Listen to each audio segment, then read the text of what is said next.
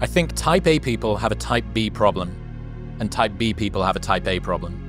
Insecure overachievers need to learn how to chill out and relax, and lazy people need to learn how to work harder and be disciplined.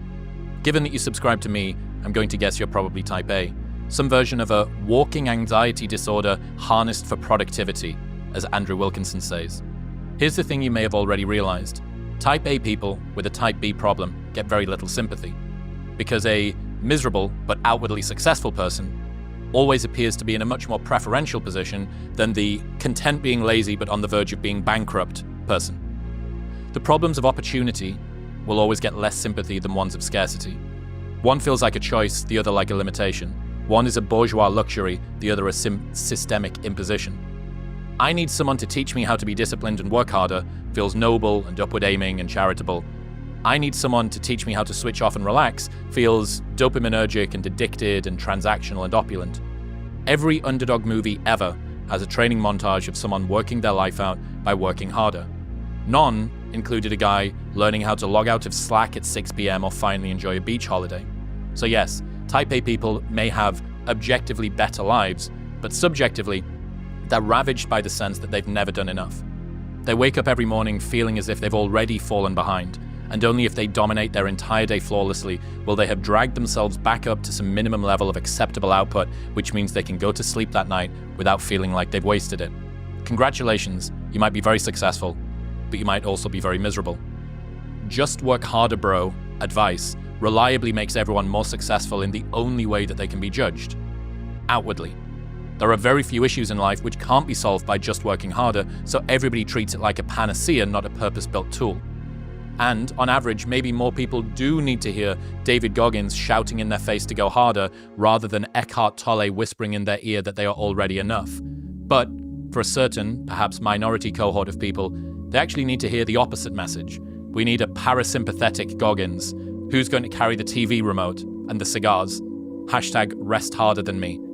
Type B problems are just as tough as type A ones, but they require a much less sexy solution, peace, one that you can't achieve by just working harder. I want to see men that I'm, for whatever reason, whatever way, brought in to influence. I want to see them find balance. I don't want to see them find money. I don't want to see them find six packs. If that is part of the result of it, fine, okay? But I want them to find balance, and I want them to find that place inside where they're like, my main thing is my main thing and it's enough. All right, that's the definition of arrogance. I'm not talking arrogance. I'm talking about, look, as a human being, I've failed at this, I've succeeded at that, I've wrecked this, but I've built that. And all in all, I've tried, and but I like me, so I'm going to give me some grace. And it's as simple as that. I would buy me a cigar. I wonder how many men can say that. Not as many as should. And I wonder how many people can say that. How many people say, I like me? They would give more grace, more care, more attention, more love to somebody else than themselves. There's a statistic around, I think on average, the likelihood that you are going to complete a course of antibiotics yourself is about 50%. Right. The likelihood of your dog completing it is 95%. Yes, yeah. So we're literally capable of caring for a pet. Right. Nearly double as well as we can for ourselves. Remembering that if you die, no one can look after the pet. Right. So in an odd roundabout way, serving yourself and serving others from a cup which overflows around your own, right, or the saucer that sits around your cup is important. Without, and again, this sort of tension between being self-serving, being narcissistic, being egotistical, being self-centered, but not meaning that. Right. It's this delicate balance, and this is what comes with growing up. Right. And I think this is why one-size-fits-all flaming sword advice seems to die away as people get a little older. Yeah. You listen to a Joe Rogan, and a lot of what he's saying is hedged in some regard. It's caveated. It's this is what worked for me. Right. Not this is how everybody should do it. Right. And yeah, there's a humility that comes with age. Say I came to a place in life where I just didn't like me anymore. I looked in the mirror and I'm like, I will not spend the next 50 years with this guy like I have the last 50. I don't like me. Nobody around likes me. I can't. Catalyst just came about, and I'm like, I can't do this anymore. I had a small heart attack, and I knew it was a heart attack, and I was at the point, I'm not kidding, I lay there in bed, and I felt it come on, and I'm like, I think I'm having a heart attack. Good. I don't have to fight this anymore. I'm not going to wake my wife up. I went to sleep. You were in bed next to your wife having a heart attack. Yeah. And I went to sleep. I woke up next morning, I'm like, dang it. What's making me like this? I need to get it out of my life. And there were people, including family, that I'm like, nope, y'all are gone. I stopped watching the news. I'm like, nope, y'all are gone. Started changing my diet. Started spending a lot of time out on the front porch just smoking cigars, letting the world go by. And slowly over time, got a handle on stuff. And went back to reading. When I was a kid, I read heavily, and went back to reading poetry and Marcus Aurelius and stuff, and just kind of got some of my perspective back. Thinking a lot recently about mundane successes, these sort of small personal victories that you do in private.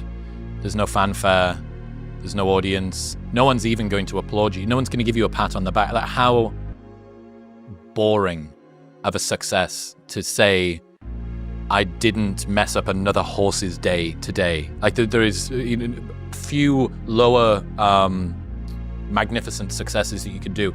And yet, I think we need language around how that is something that's important. That is a victory that you should be able to say at the end of the day when you look yourself in the mirror.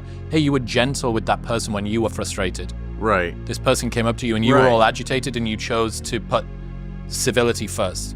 Like, that's something, and no one's going to give you a pat on the back for being modestly polite and civilized, right? It's cool that you say that. I really think that more language around being gentle with yourself and appreciating when you have these small, unmagnificent victories is probably something good. Well, if you look at it, like in math, you study your negative numbers and your positive numbers in math. Okay, so you've got a chart, and let's start to my left. You've got -5, -4, -3, -2, -1, 0, 1, 2, 3, 4, 5. And in life, you're at -5. And people tend to think, and sometimes we tend to think, until I'm at 2, I didn't accomplish anything. But getting from a -5 to a -4, that's a victory. And then avoiding going from a -4 to a -5. Yes. Just staying at a -5, we didn't go to -6. That's a victory, When I was young, come home from work, how was your day today, honey? I didn't get in a fight, so it was a good day, And but that is a victory. It's I study and you name your podcast, wisdom. Wisdom is not, in my studies, I'm starting to see this. Wisdom is predominantly not something that you do. If you study the book of Proverbs in the Bible, okay, if you study Meditations by Marcus Aurelius, and you study these wisdom writings, there's much more of the wisdom writings that are telling you things not to do than there are telling you need to do this to be wise. But more of it is, if you're wise, you won't do this. And so, like what we're talking here, a lot of victories is just, I didn't do that today. If you turn around and look back with open eyes at your life, you see all the scars. I mean, you can't. The only way you cannot be humble in old age is when you refuse to look at the reality of your life up to today. That's the only way. Because nobody's skated through it perfectly. But this is what drives This is what drives and it sounds ludicrous in my ears, but my business endeavors today. This is the core of what drives me. Okay, there is no business out there that I can take on. There is no monetary endeavor that I can take on that is worth the gamble of me losing me. It took me years of a lot of grief and pain and work to get to be who I am today in spite of who I was. And I don't want to lose that. I don't want to lose myself in business. I don't want to lose myself in trying to earn a better living, in trying to get a name, in trying to do this. It's like I have turned down so much because I've looked at it and I've asked myself, who's this going to make me be? Who's this going to turn me into? Even a little bit. And it's like, it's just not worth it. It's not worth it. And so I'm right now trying to find the balance in undertaking something that's not going to alter me, that I'm not going to lose myself, and then not succeeding at something because I was too afraid to try it. The person that you have to spend the most time talking to in your life is yourself. Try not to lose that respect. Right. And I think, this was a lesson that I realized toward the end of my 20s, where I'd accumulated a lot of success and status in maybe the way that modern society tells a young man that he should, with freedom and notoriety and women and stuff like that. And that was cool and like, to look back on, fun. But it was beginning to get to the stage where I didn't like me all that much. I hadn't done anything bad, but I just felt like I was built for more. I was built for different, built for something else. Right. And I realized that I wasn't keeping promises to myself. Right.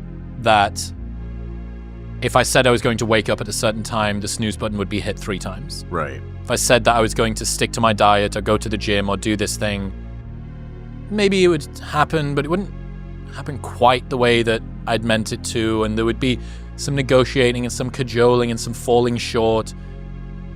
So imagine that you had a friend, and every time that you invited this friend out for lunch, they showed up an hour late, or they didn't show up at all. After a while, you'd stop trusting them and stop inviting them out at all. Right. Well, you are that friend to yourself. Yeah. How can you have faith that you're going to go and do all of the things that you want in life when you can't not hit the snooze button? Right. Or you can't not cheat on your diet. You Right. can't not do, you are constructed by the tiny decisions that you make every single day. And even if you think that nobody else is watching, and even if no one is, there's this little ticker in the back of your mind when you go to bed. You were gentle with yourself when you got agitated. Right. Good. Yeah. You were kind with the lady that looked like she was tired at Walmart. Mm-hmm. You said something peaceful and encouraging to her. Good. Yeah.